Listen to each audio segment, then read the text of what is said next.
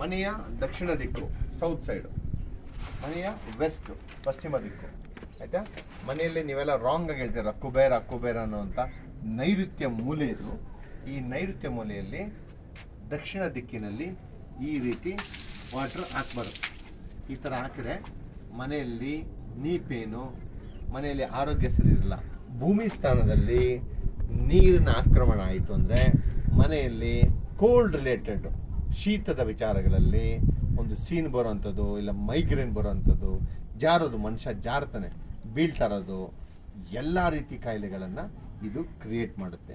ನಿಮಗೆ ಈಶಾನ್ಯದಲ್ಲಿ ನೀರಿನ ಟ್ಯಾಂಕ್ ಕೊಟ್ಟಿರ್ತಾರಲ್ಲ, ಯಾಕೆ ಉಚಿತನಕ್ಕೆ ಇಲ್ಲಿ ಮಾಡ್ಕೊಂತೀರಾ? ನೀವು ಡೈರೆಕ್ಟಾಗಿ ಈಶಾನ್ಯದಲ್ಲಿ ಅಥವಾ ಪೂರ್ವದ ದಿಕ್ಕಿನಲ್ಲಿ ಪಶ್ಚಿಮಕ್ಕೆ ಮುಖ ಮಾಡಿ, ಉತ್ತರ ದಿಕ್ಕಿನಲ್ಲಿ ದಕ್ಷಿಣಕ್ಕೆ ಮುಖ ಮಾಡಿ, ಇಷ್ಟು ದೊಡ್ಡದಾಗಿ ಹಾಕ್ಕೊಂಡು ಸ್ನಾನ ಮಾಡ್ಬೋದಲ್ಲ, ಇಲ್ಲಿ ಹಾಕಿ ಯಾಕೆ ಜೀವನನ ಹಾಳು ಮಾಡ್ತೀರಾ? ಫಸ್ಟ್ ಇದನ್ನು ಎಂಡ್ ಕ್ಯಾಪ್ ಹಾಕಿ, ಇದು ನಮ್ದಲ್ಲಪ್ಪ ಅಂದ್ಕೊಂಡಾಗ ಆ ಕಡೆ ಹಾಕಿಸ್ಕೊಳ್ಳಿ. ಪ್ಲಂಬರ್ಗೆ ಮಾತನ್ನು ಹೇಳಿ, ನೋಡ್ಕೊಳ್ಳಿ, ಹುಷಾರಾಗ್ರಿ.